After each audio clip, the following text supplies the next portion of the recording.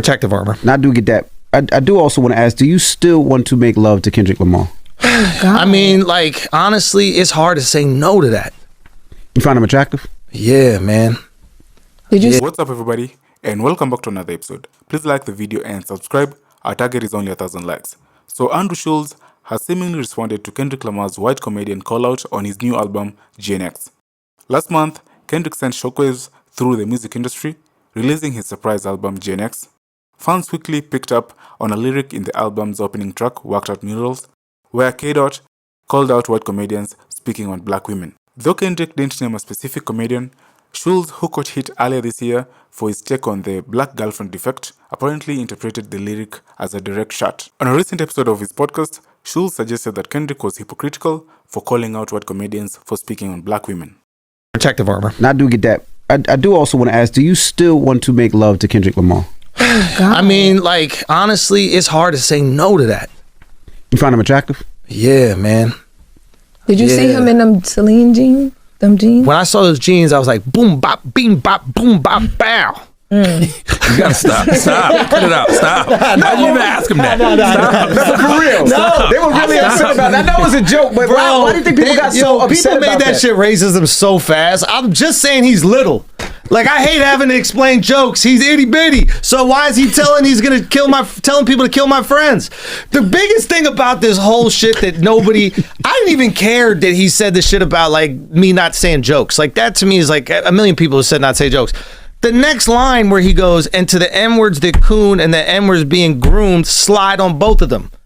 What does slide mean to y'all? Take you out, but that's because, I mean... Hold on, ain't no explaining here. If you an enemy, if you say kill my friends, everything after that is fine. You took it there. If you say kill my friends, because a lot of people thought that was Charlamagne and Alex Media. So if you go the next line, you tell your fans to kill my friends... You getting made love to. Listen, I appreciate my friend trying to stick up for me, but I don't think he was talking about us. I don't think it's about you. But how are we supposed to know? You know what I mean? Like, I didn't say anything for weeks. That was the other thing. Like, people ran with these different narratives. They tried to act like after what I said, I was worried about, like, getting death threats and shit. It's like, no, I was getting that the second they said it. For 2 weeks, I didn't say shit. I filmed my special. I didn't really give a fuck. And then after that, I was like, yo, we're going to have some fun with this. But I don't like this idea that, like, I'm this big bully. It's like, you told your people to kill my friends. After you say that, or that's the potential interpretation, if somebody said in a rap song to kill your friends. But do you understand, though, that that was in response to him feeling like you came at what he would deem his friends or his people or people he's trying to protect, talking about black women, make right? fun of my friends.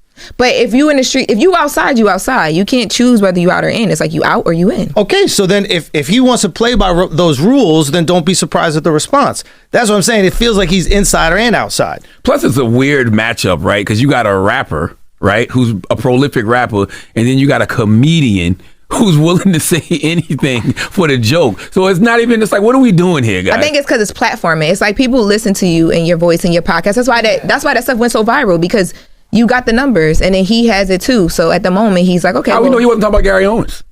That's a good point. First of all, ain't nobody. We don't know. That's a good point. Whoa. Let him know. Gary was the first person to jump out. I'm not about to twist that. Gary was the first person to In that moment, jump we out. knew exactly what he was talking about, because I heard it and I knew exactly what he was talking about. I didn't think it was me. I was like, why was he talking about me? Because of the shits and giggles and all the laughs and I thought he was talking about Matt black women. Yeah, maybe he was talking about Matt. That's what I thought. I was like, he gotta be talking about Matt. And everybody kept saying he was talking about me, and I was like, wait a minute, if he's talking about me, and is he telling people to kill my friends? Well, I got to do something about that. I got to do something. I got to do something. Like, I'm not a tough guy. You know, I'm a certified lover boy. Oh my God. Oh my God. But you're always going to be perceived as the bully because you're a white man. Is that right? 100%. I just thought it's because I'm... Is that right? Like me? Oh, I thought you mean, is that right? No, it's not what you mean. Am I a bully? Like, I just thought it was I don't think you a bully. I thought it's a size differential. That's what I thought it was. No, it's a You think there's a racial dynamic? Duh. Yeah, I guess I didn't know. Yeah, of course, and it's the privilege conversation. It's like what you can get on a platform. Oh no, I was talking about never mind. I don't even want to. Say it. We could cut. Well, there's a PR firm that reps two people in particular And it's interesting to watch these two people put things out there in the ecosystem to control the narratives about things. I'll say this. Both names rhyme with each other. They rhyme. If you guess, I'll tell you. Jay-Z and Beyonce. No. Ooh. Ooh. Both names rhyme, and one of their biggest endorsements rhyme. Oh, Drake, Steak. You almost there, Alex. Rake, steak, and I don't know. I thought this was the... See, y'all lied to me. Y'all told me this was the biggest story, and everybody's on to it. oh, Blake. Oh, okay. Blake Lively. Oh, you on it? You on it now? Oh, wow. You on it now? Well, I'm on it now because of the information that I received this week, and I'm like, oh shit! And this is fire, right? this is the other shit. Like they put the things out there, and then these, I don't even want to call them dumb, but these like attention-seeking motherfuckers on the internet start posting videos and shit that reinforce the fake narrative that the publicists put out there. Yes. That there's views in it. So it's the publicists manipulating the blogs and all the other channels. Yo, it's actually look at this. Look at this. Look at this. This is a spreadsheet, God. right? This is a spreadsheet. What's that number? 2,026,000. That's all the sites they feed stories to. By the way, this is only one spreadsheet. Look at this one.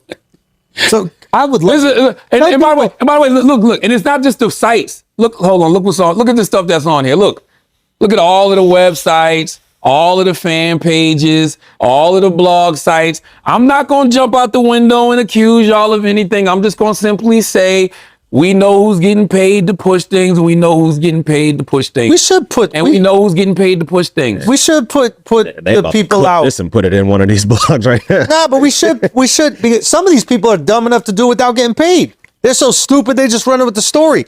That's true too. So you're doing the same thing that the other places are doing for money. By the way, I'm not mad at it because I've been saying that a lot of these PR firms, like there's an old school way of doing PR, right? And the old school way of doing PR, especially crisis PR, is you run to like a major publication. You run to a New York Times. Oh no, they're much more intelligent than the old school way of doing it. No, well, this firm in particular. Yeah. Because they listen, I remember when that article came out in 2023, and there was an article about I'm gonna tell you which article it was. I think we talked about it here on the podcast before, but it was an article about how bloggers, it was an NBC News article, how bloggers shaped the Tory Lanez trial. Yep.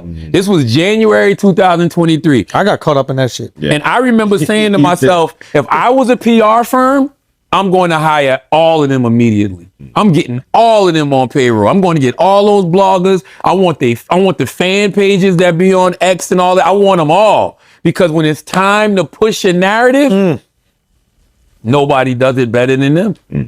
Nobody does it better than them. So when you see these fan pages, and I'm going to tell you how they manipulate you. You look at these fan pages, right? Especially on X. The captions will say things that the video don't even say. Oh, wow. Literally, you'll read the caption, and then you might click the video and not watch the full 2 minutes, 3 minutes, but the caption is already here. And then you'll go watch somebody on YouTube do a reaction video for it, and they're reinforcing the narrative. Next thing you know, you running around with this. And that's the annoying thing, is that like you got to let people have the freedom to say whatever the fuck they want. We believe Absolutely. in free speech; they can have it. Absolutely. That I get. The annoying thing is that sometimes those things can become trends. We've seen it happen with me. We've seen it happen with you. Absolutely. And it's like, oh wow, is there? You're almost looking at it like, who's behind this? Like you're running with a fake narrative, and there are all these people rewarding the fake narrative, the same people that reward all these other fake narratives, and you start sitting back and going, wait, is this like a strategic attack? Of course it is. It's always. And I just think it's kind of crazy for somebody like Drake to be going after, UMG. Well, he settled with iHeart, and iHeart came out and was like, yeah, we showed him all the shit and there was no case. Because what they call what the lawyer strategically did was try to make it seem like Settled. yes, when the reality is it was a deposition, it was a petition, right? For information. Yeah. He wanted he wanted a deposition to get information. He saw what he needed to see. And it was like, oh, we don't got a case. They dropped the petition. Simple as that. Nothing more, nothing less. But it's just funny to me to accuse entities of taking money to do whatever.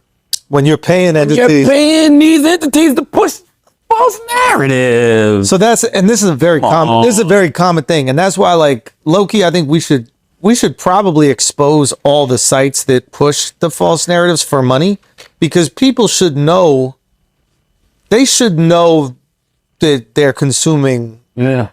I don't know who's pushing what for money yet. I just know that we gonna find I have out. a spreadsheet of all of the places that the firm, PR firm pushed the story to. Mm-hmm. So, it may not even be a thing where you're actually paying people directly, but you're paying a PR firm, and this PR firm has these people in the tuck. By the way, I ain't mad at it. I might need y'all one day. That's the thing. You know what I'm saying? Like, also the opposition. I remember you said to me this fire shit. I've said this to other people. Hey, pay attention. Pay attention to whoever's hating right now. I go, why? Oh, yes. This was beautiful.